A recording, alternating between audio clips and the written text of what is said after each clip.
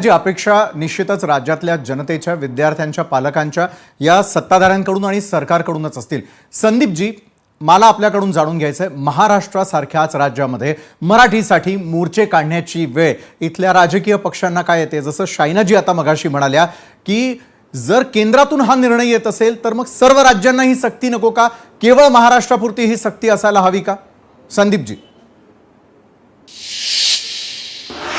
बघा, मुळात असं आहे की एनईपी मध्ये कुठेही म्हटलेलं नाहीये। आज स्वतः दादा भुसेंनी पण हे सांगितलं राजसाहेबांसमोर की एनईपी मध्ये कुठेही म्हटलेलं नाही की हिंदी भाषेची सक्ती आहे। बरोबर, आता होतंय कसं की आडमार्गाने ही सक्ती केली जाते। बरं, ते असं म्हणतात की 20 लोकांचा जर एक विद्यार्थ्यांनी सांगितलं की आम्हाला हिंदी नाही, आम्हाला वेगळी भाषा शिकायची, तर त्याच्यासाठी शिक्षक उपलब्ध करून दिले जातील। मुळातच अशा पद्धतीने शिक्षक उपलब्ध होणं शक्य नाहीये। आणि मग तो 20 लोकांचा गट कसा जमवणार आहात, नाहीतर मग त्यांना ऑनलाईन तुम्ही शिकवणार आहात वगैरे वगैरे। आमचं मुळात म्हणणं असं होतं की 1ली ते 5वी जी कोठारी समितीचा पण जर तुम्ही अहवाल बघितला तर कोठारी समितीमध्ये पण त्यांनी 2 भाषाविषयी, एका भाषेविषयी उलट सांगितलेलं आहे की 5वी पर्यंत सगळं शिक्षण मातृभाषेत झालं पाहिजे।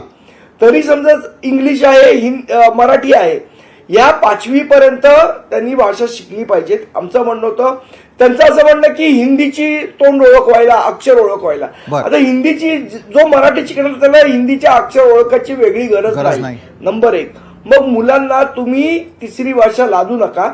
आणि सगळ्या शिक्षण तज्ज्ञांचंही तेच म्हणणं आहे की 5वी पर्यंत मुळात तिसरी भाषा नको। 5वी नंतर आपण, आता विशालजी तुम्ही असाल, मी असो, आपण सगळेजण या सगळ्या शाळांमध्ये आपण 5वी पासून हिंदी शिकलो। आपल्या आयुष्याचं काय वाईट झालं का? नाही झालं, कधीच नाही। आता विषय राहिला जो त्यांचा मुद्दा आहे, भारतीय जनता पक्षाचा असेल किंवा मी परवा नवनाथजींचा लेख पण वाचला लोकसत्ता मधला, त्यांचा असा मुद्दा आहे की क्रेडिट, जो क्रेडिट स्कोअर आहे त्याच्यामध्ये आपली मुलं पाठी नको राहिला। आता जर एनईपीचं तुम्ही धोरण बघितलं तर त्याच्यामध्ये स्पष्टपणे म्हटलेलं आहे की नुसतं भाषेच्या एक एक्स्ट्रा लँग्वेज आली तर तुम्हाला क्रेडिट मिळणार आहे का? तर तसं नाहीये। तुम्ही इतर ऍक्टिव्हिटीज केल्या शाळेमध्ये तरी तुम्हाला क्रेडिट मिळणार आहे।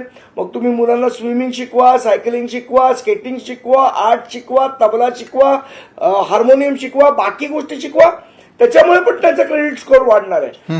मग जर बाकी गोष्टींमुळे पण क्रेडिट स्कोअर वाढणार आहे तर आमचं म्हणणं, भाषेचं तुम्ही कंपल्शन का करताय? त्यापेक्षा इतर गोष्टी त्याला शिकवा, निदान लाईफ स्किल मध्ये त्यांना तर कामाला तरी येतील। आमचं स्पष्ट म्हणणं याच्यात आहे की 5वी पर्यंतची जी सक्ती करू पाहते शासन, आता दुपारी भुसे साहेब असंही म्हणाले दादा की आम्ही तिसरी बसता करू, अगदी 1ली बसता नाही करणार, आम्ही तिसरी बसता करू। पण आमचं मुळात म्हणणं आहे की असं हिंदी शिकल्याने असं काही मोठं होणार की इथला माणूस उठून बिहारला जाणार आहे का उत्तर प्रदेशला जॉब करायला जाणार आहे? उलट बाकीच्या राज्यातले लोक जर इथे येत आहेत, आज उत्तर प्रदेशमध्ये तिसरी भाषा कुठली शिकवणार आहात तुम्ही? बरोबर आहे। आणि तिसरी भाषा जरी सक्तीची नसली तरी देखील अटी शर्ती, गुजरात सारखे राज्य आहे, गुजरातमध्ये पण तिसरी भाषा नाही शिकवत आहेत ना। बरोबर आहे। मग फक्त राज्यामध्येच ही सक्ती का? मला हा थेट प्रश्न नवनाथ बन आपल्याला करायचा आहे आणि त्यानंतर मग अखिल